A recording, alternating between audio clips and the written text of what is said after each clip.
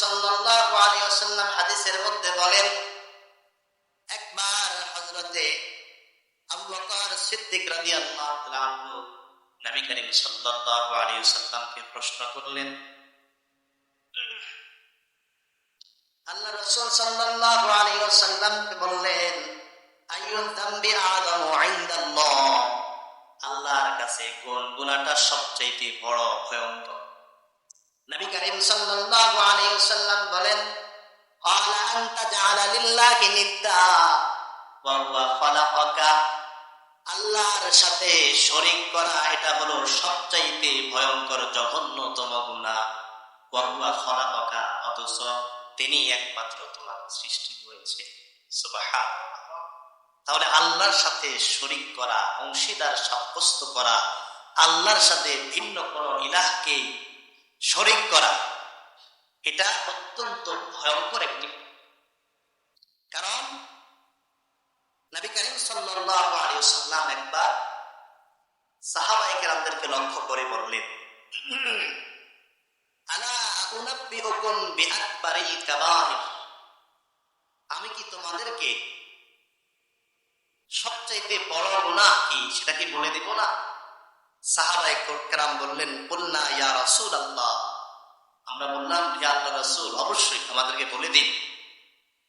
তখন নবী আলাইহিস সালাতু ওয়াস সালাম বলেন, ক্বালা আশরিকু বিল্লাহ, আল্লাহ তাআলা রাসূল সাল্লাল্লাহু আলাইহি ওয়াসাল্লাম বলেন যে সবচেয়ে বড় গুনাহ হলো আল্লাহর সাথে কাউকে শরীক করা। 2 নাম্বার ওয়া উকুকুল ওয়ালিদাইন, পিতা মাতার অবাধ্য হওয়া।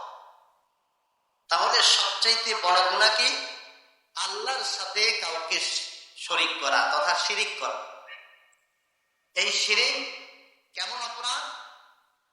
রব্বুল আলামিন কোন আয়াতের মধ্যে বলেন, ওয়া ইন্নাহু মাইয়ুশরিক বিল্লাহ, যেই ব্যক্তি আল্লাহর সাথে ভিন্ন কাউকে শরীক করবে, আল্লাহ তাআলা বলেন, ফাকাদ হারামাল্লাহু আলাইহিল জান্নাহ, তার জন্য চিরস্থায়ী জান্নাতটা হারাম হয়ে যাবে।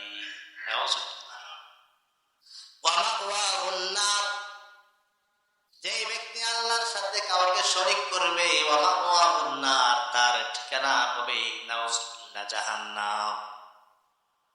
তাহলে আল্লাহর সাথে শিরিক করা যাবে না। রব্বুল আলামিন অন্য আয়াতের মধ্যে বলেন, ইন্নাল্লাহা লা ইয়াগফিরুয যুনুবা, ইন্নাল্লাহা লা ইয়াগফিরু আন ইউশরাকা বিহি ওয়া ইয়াগফিরু মা দুনা যালিকা লিমান ইয়াশা। আল্লাহ তাআলা বলেন, বান্দা তুমি যত গুনাহ করো না কেন, যত বড় গুনাহ করো না কেন, আমি আল্লাহ তোমাকে চাইলে মাফ করে দিব, কিন্তু আমার সাথে যদি তুমি কাউকে শরীক করো, তাহলে আমি আল্লাহ এই শিরিকের গুনাহ কখনোই মাফ করব না। কারণ এই শিরিক কেমন গুনাহ? আল্লাহ বলেন, কোন ব্যক্তি যদি আল্লাহর সাথে শরীক করে, সেই ব্যক্তি ধ্বংসের চূড়ান্ত পর্যায়ে পৌঁছে যায়। নাউজুবিল্লাহ। তাহলে শিরিক করা এটা অত্যন্ত জঘন্যতম একটি অপরাধ, অত্যন্ত ভয়ঙ্কর একটি অপরাধ।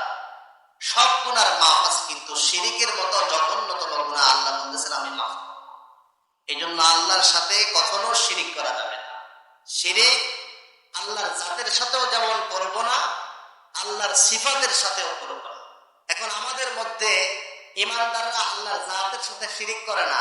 কোন ঈমানদার বলে না আল্লাহ 2 জন, আল্লাহ 3 জন, নাউজুবিল্লাহ। বরং তারা ঈমানদারদের মধ্যে আল্লাহর সাথে শিরিক করে হলো আল্লাহর সিফাতের সাথে, গুণাবলীর সাথে শিরিক করে। বলেন তো দেখি, ক্ষমতার মালিককে, ইজ্জতের মালিককে, বেইজ্জতের মালিককে, আসমান এবং জমিনের যত কিছু আছে, যত অদৃশ্যের ইলম আছে, এই অদৃশ্যের ইলম কার কাছে আছে? কোন ব্যক্তি যদি অতি উৎসাহী হয়ে বলে আমার নবী তো বিশ্ব নবী, নবীদেরও নবী, নবীদেরও সরদার, তিনি হলেন অদৃশ্যের ইলমের মালিক, তাহলে সে আল্লাহর সিফাতের সাথে শরীক করল। নাউজুবিল্লাহ। আল্লাহর গুণাবলীর সাথে শরীক করে।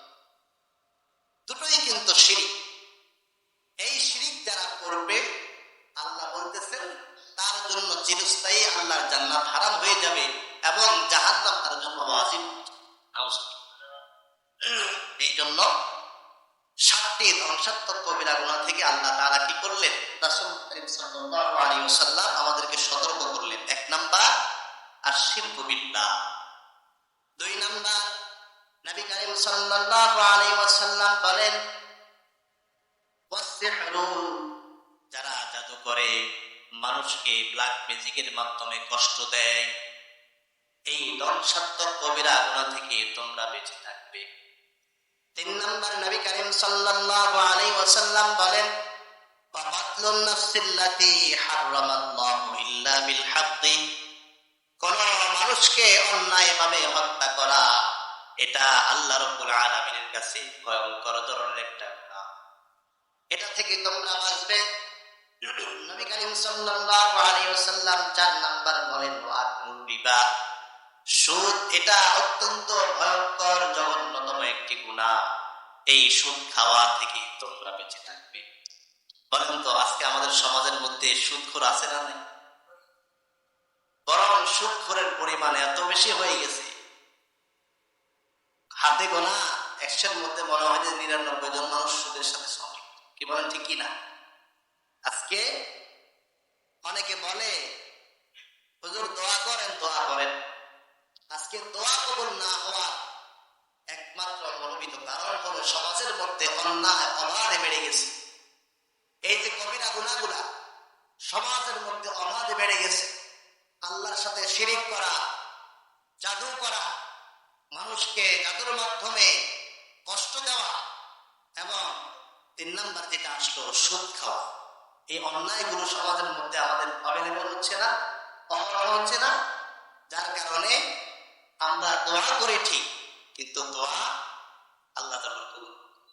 এই জন্য সর্বপ্রথম গুনাহে কাবিরা থেকে আমাদেরকে বাঁচতে হবে, কবিরা গুনাহ থেকে আমাদেরকে বেঁচে থাকতে হবে। সময় যেহেতু সংক্ষিপ্ত, আমরা আজকে এখানে শেষ করছি। আলোচনার দ্বিতীয় অংশ আমরা পরের জুমাতে শুনব। আল্লাহ তাআলা যে সমস্ত কথা আমরা বলেছি, আল্লাহ তাআলা যে সমস্ত কথা আমরা বলেছি, এই কথাগুলোর উপর বুঝে আমল করার তৌফিক দান